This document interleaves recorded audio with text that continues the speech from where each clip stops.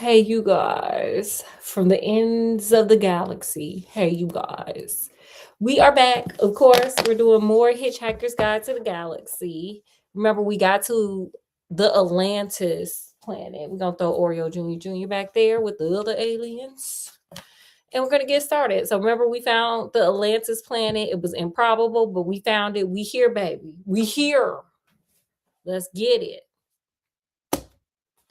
After a fairly shaky start to the day, Arthur's mind was beginning to resemble itself from the shell shock fragments the previous day had left him with. Period. Okay. He's like, it was startling. I was shooketh, but I'm good. I'm Gucci. Now, I guess. Maybe. We don't know. He found a nutrimatic machine which had provided him with a plastic cup filled with a liquid that was almost, not quite, entirely unlike tea. I want to try it. You want to try some kind of sort of tea? Y'all want to try some kind of sort of tea? Sure. Period. I know I want to try some. The way it functioned was very interesting. When the drink button was pressed, it made an instant but highly detailed examination of the subject's taste buds, an analysis of the subject's metabolism. Okay, somebody needs to check mine because it ain't working. Can I get this machine? And then sent tiny experimental signals down the neural pathways to the taste centers of the subject's brains to see what was likely to go down well. Period. We need this. We need this today. However, no one knew quite why it did this because it invariably delivered a full cup of liquid that was almost, but not quite, entirely unlike tea. Okay. The Nutrimatic was designed and manufactured by the Ceres Cybernetics Corporation, whose complaint department now covers all major land masses of the first three planets in the Ceres 2 star system. Arthur drank the liquor. He should have just asked for some liquor. For what he's been going through, he probably needs some liquor. Indeed. I agree. Yeah. Okay, wait, let's start over. Arthur drank the liquid and found it reviving. Oh, I want it even more. He glanced up at the screens again and watched a few more 100 miles of barren greatness slide past. It suddenly occurred to him to ask a question that had been bothering him. Is it safe? He said. That just now passed your mind. But you know what? At this point, do it matter if it's safe or not?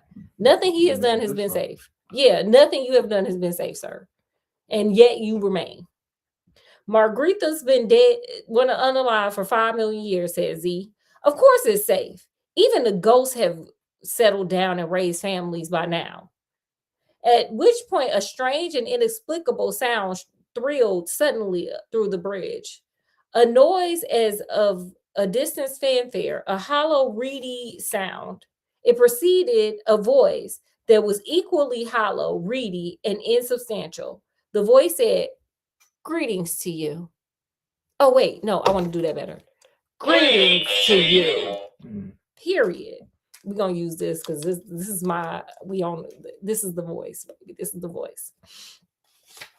Someone from the unalive planet was talking to them. "Computer!" shouted Z. "Hi there." Oh no, this is the computer. "Hi there. What the Photron is it?"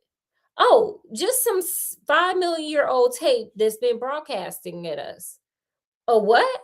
"A recording." "Shh," Ford said. "It's carrying on." The voice was old, courteous, and almost charming, but it was underscored with quite unmarkable menace. "This is a recorded announcement," it said, "as I'm afraid we're all out at the moment. The Commercial Council of Margarita thanks you for your estimated visit." A voice from ancient Margarita, shouted Z. Okay, said Ford. "But regrets," continued the voice, "that the entire planet is temporarily closed for business. Thank you. If you would care to leave your name and the address of a planet where you can be contacted, kindly speak when you hear the tone." Okay, they had An answering machine. Bring back answering machines, like the old school ones with a tape in there. Remember those, Scott? No. Y'all remember answering machines? Put it down in the comments. Shout out to answering machines. A short buzz followed, then silence. They want to get rid of us, said Trolleon nervously. What do we do? It's just a recording, said C. We keep going. Got that, computer? I got it, said the computer, and gave the ship an extra kick of speed. They waited. After a second or so, came the fanfare once again, and then the voice. We would like to assure you that as soon as our business is resumed, announcements will be made in all fashionable magazines and color supplements. When our clients will once again be able to select from all that is best complimentary geography. The menace in the voice took a sharper edge. Meanwhile, we thank our clients for their kind interest and would ask them to leave now. They want them to go. I get it though. Look, y'all ever had some guests that y'all just like it's time for you to go. I'm tired. I'm ready to get to bed. Go home. That's what they trying to tell him. Arthur looked round the nervous faces of his companions. Well, I suppose we better get going then, shouldn't we? He suggested. Shh, says he. There's absolutely nothing to worry about. Girl, I'm gonna need for y'all to stop listening to Z. Okay. As much as I like him, he seems to be kind of dumb. And dumb people don't make good decisions. And dumb people usually put other people around them in bad situations. What say you, Scott? This is true. Never listen to a dummy. Then why is everyone so tense? They're just interested, shouted Z. Computer, start descending to the atmosphere and prepare for landing. This sounds like Scott. Scott likes to touch sleeping cats. Then they scratch him, like they scratch him up. And he'd be like, oh no, they're just enthusiastic about me petting. They're not.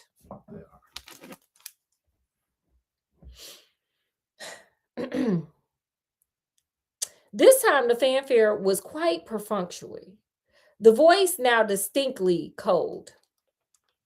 It is most gratifying, it said, that your enthusiasm for our planet continues unabated. And so we would like to assure you that the guided missile currently converging with your ships are part of our special service we extend to all of our most enthusiastic clients. And the fully armed nuclear head are, of course, merely a courtesy detail. We look forward to your custom in the future, we look forward to your custom in future lives. Thank you. Okay, they said we're going to unalive you and we'll see you next lifetime like Erykah Badu, okay? They said, I guess I'll see you next lifetime. Because they ain't got time to be playing with you. They're going to blow you out the sky. That's what they're going to do, okay? That's what they doing. The voice snapped off. Oh, said Trillian. Said Arthur. Well, said Ford. Look, said Z. Will you get it into your heads? That's just a recorded message. It's millions of years old. It doesn't apply to us. Get it? What? Said Trillian quietly. About the missiles? Missiles. Don't make me laugh. Ford tapped Z on the shoulder and pointed to the rear screen. Clear in the distance behind them, two silver darts were climbing through the atmosphere towards the ship. Girl, he don't know what he's talking about. I'm gonna need for y'all again. Once again, I repeat. Stop listening to stupid people.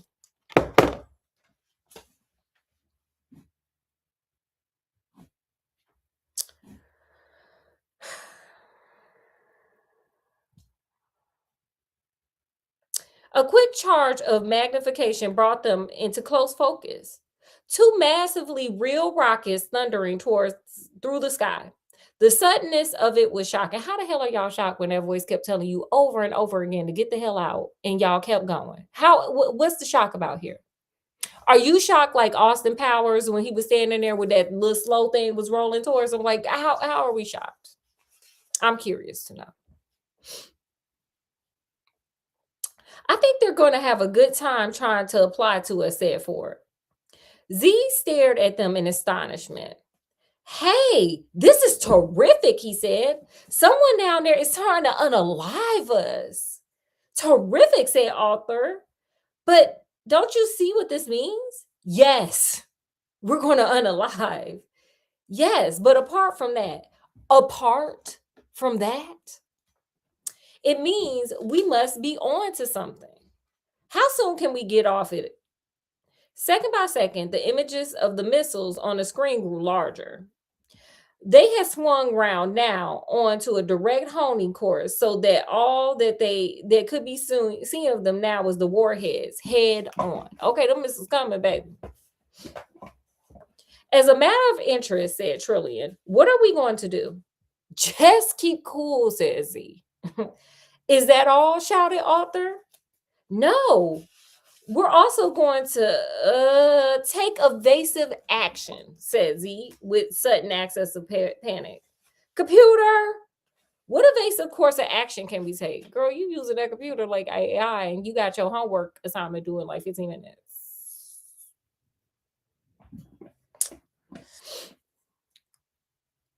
None, I'm afraid, guys, said the computer. Or something, said Z. He said. That seems to be something jamming my guidance systems, explained the computer brightly. Impact minus 45 seconds. Please call me Eddie if it will help you to relax. Scott, I want you to call me Eddie every time you relax. You guys can call me Eddie from now on. Okay. It'll help you relax.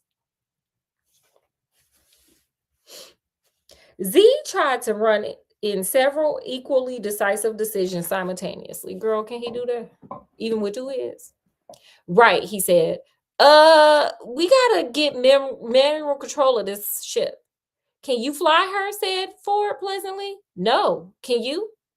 No. Trillian, can you? No. Fine, said Z, relaxing. We'll do it together.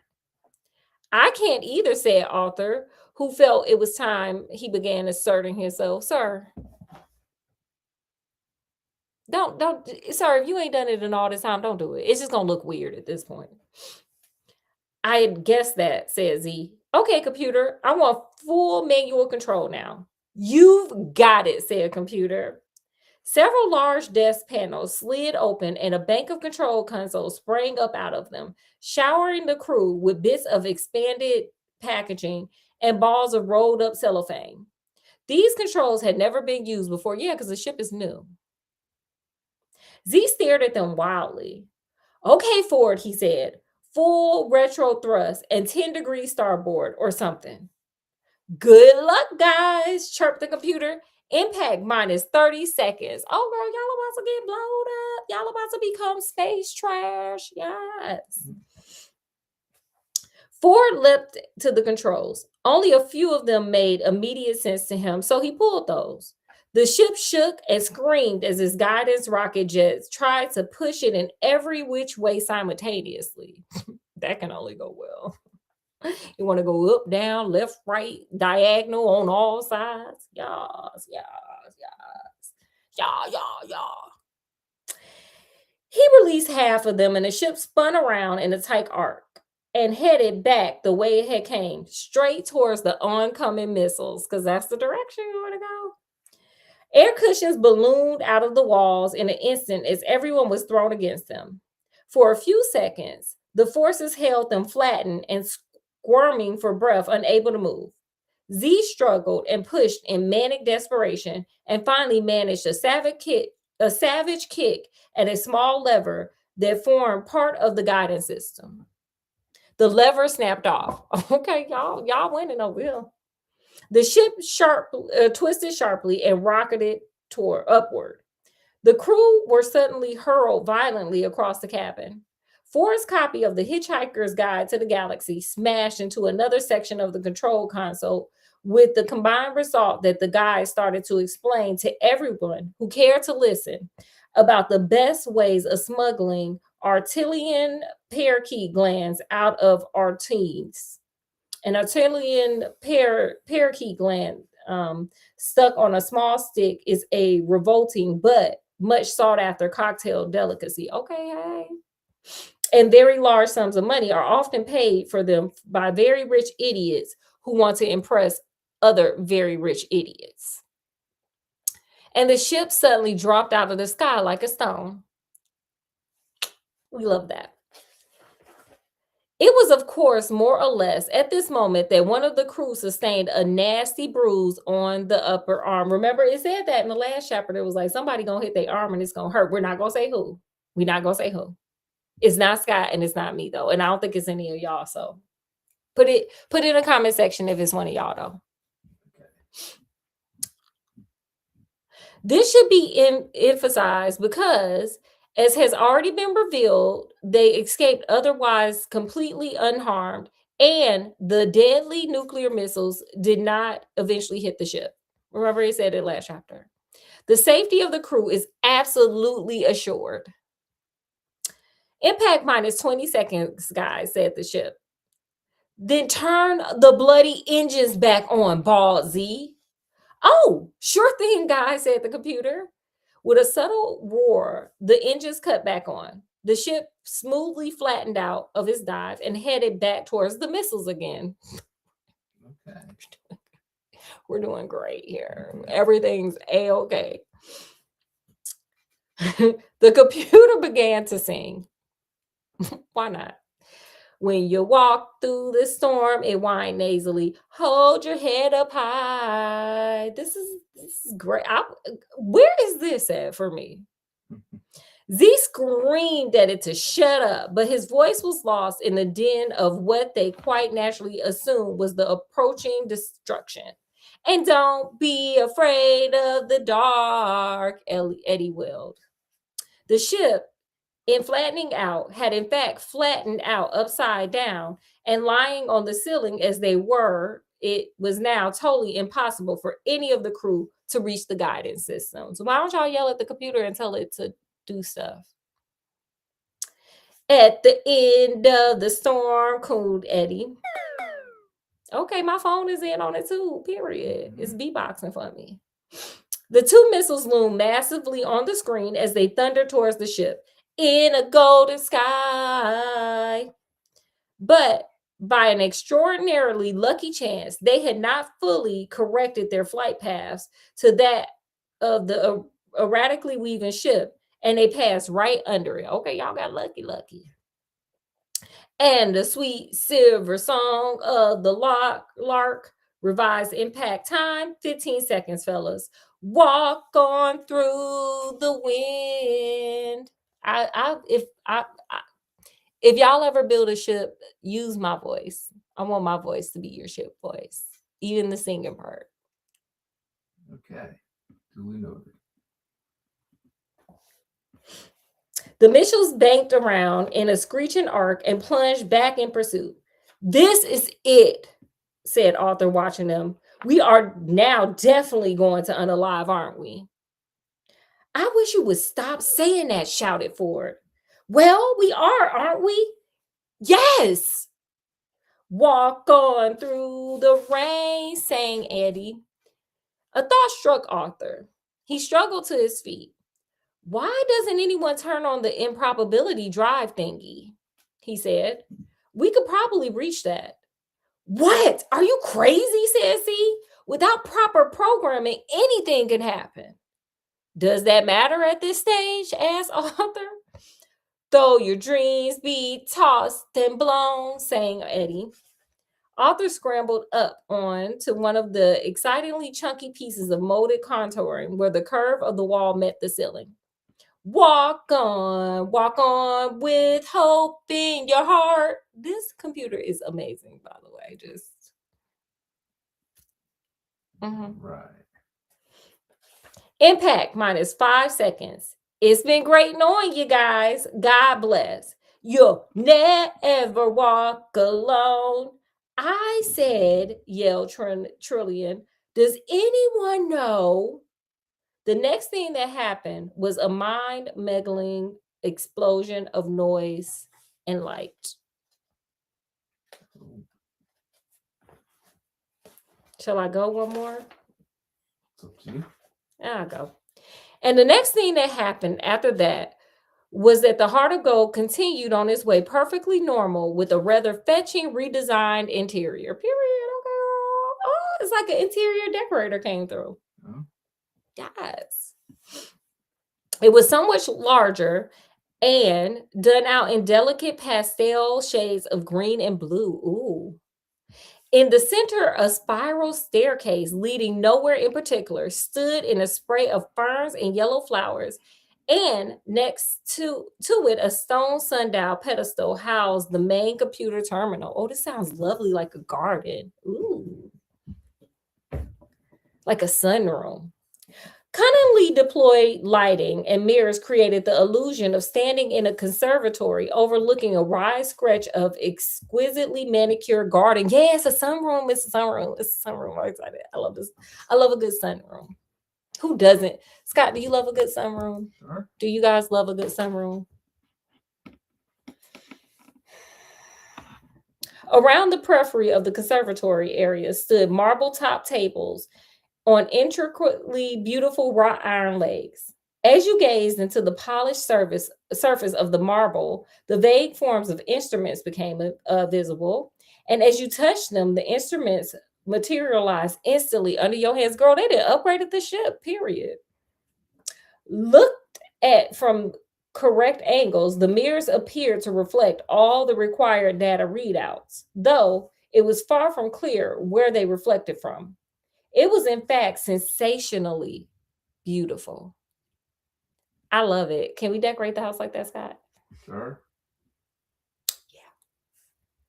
Well, I was just saying. Oh, wait.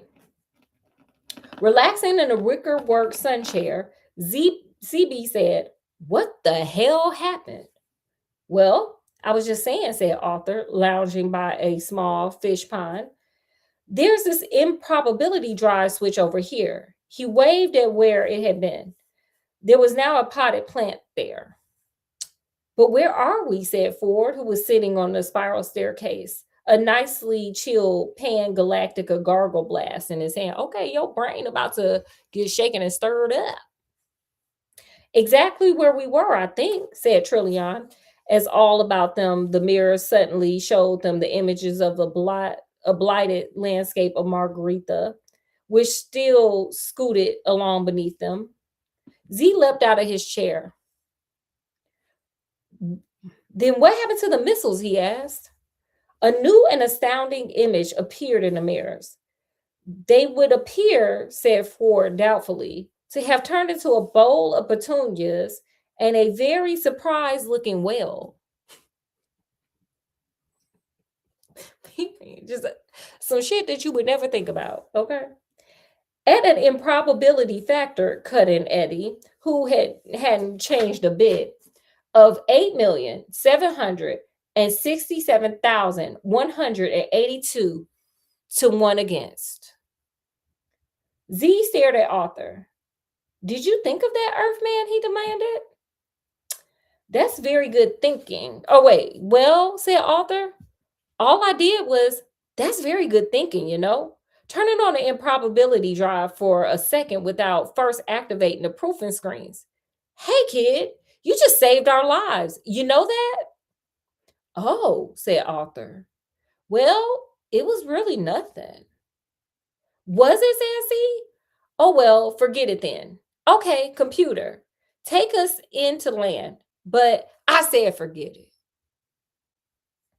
Another thing that was forgotten was the fact that, against all probability, a sperm whale has suddenly been called into existence several miles above the surface of the alien planet. Okay, girl. And since this is not a naturally tenable position for a whale, this poor innocent creature had very little time to come to terms with its identity as a whale before it then had to come to terms with not being a whale anymore. This is a complete record of its thoughts from the moment it began its life till the moment it ended. "Ah, what's happening?" it thought. Excuse me, who am I? Hello? Why am I here? What is my purpose in life? What do I mean by who am I? Calm down. Get a grip now. Oh, this is an interesting sensation. What is it? It's a sort of yawning, tingling sensation in well, I suppose I better start finding names for these things if I want to make any headway in what for sake of what I shall call an argument. I shall call the world. Let's call it my stomach. Good. Ooh, it's getting quite strong. And hey, what about this whistling, roaring sound going past what I'm suddenly calling my head? Perhaps I can call that wind. Is that a good name? It'll do. Perhaps I can find a better name for it later when I found out what it's for. Because there certainly seems to be a hell of a lot of it. Hey, what's that thing? That let's call it a tail. Yeah, a tail. Hey, I can really thrash it about pretty good, can I? Wow. Wow. That feels great. Doesn't seem to achieve very much, but I'll probably find out what it's for later.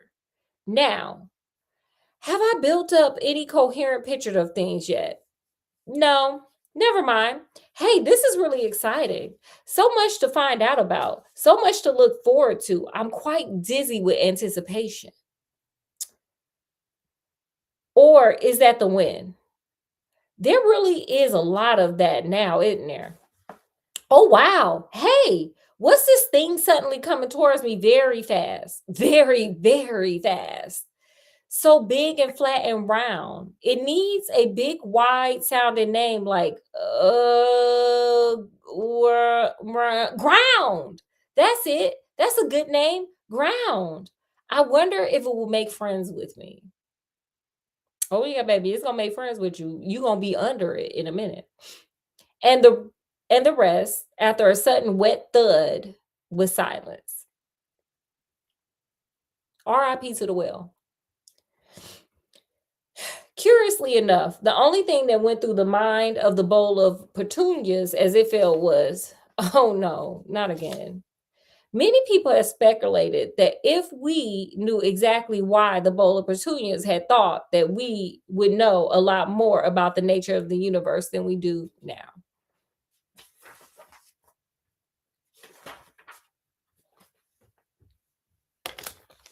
All right. And they all lived happy ever after. I'm kidding. Okay, guys. Well, we're going to end there. We did 2 chapters today. So we're on chapter 19 now, tomorrow, or whenever we keep this back up. So of course, we got to ask the question. What did you guys learn? Put it in the comment section. Scott, did you learn anything? What did you learn from these 2 chapters? Don't panic. Don't do it. Don't panic. Is it in the front? Don't do it. Don't panic. You just got to go with the flow. Like Arthur kept trying to panic, and guess what happened? Nothing. He didn't even need to panic. It don't even say don't panic on this book. That's crazy. Anyway, okay, so you learned don't panic. I did. Period. Something I learned was when in doubt, belt it out, baby. Just sing a damn song. Sing a song. All right. What's the worst that can happen if you start singing a song? Maybe somebody will know the words and sing it with you. Just like the computer did. He just kept on singing and everything was all right. Yeah. That's what I learned. All right. Did you have anything else? No, that was it. Okay, guys. Well, let me grab Oreo Jr. He didn't blast it off into space without me. Okay, guys. So, as always, thank you guys for coming and hanging out with us. Of course, we hope you guys had a good time, and we always enjoy you guys coming. Make sure you like, share, and subscribe. Check out some other videos if you fancy to do it. And with that, we're gonna bid you guys adieu. So wherever we are, no matter where we are in the universe, just jump on, Oreo Jr.'s little flight wings here. From wherever we are to wherever you guys are. Peace, love, and happiness. Skin them a rinky dinky dink, and we'll see you guys later. We'll be back later on this week later on next week with more Hitchhikers Guide.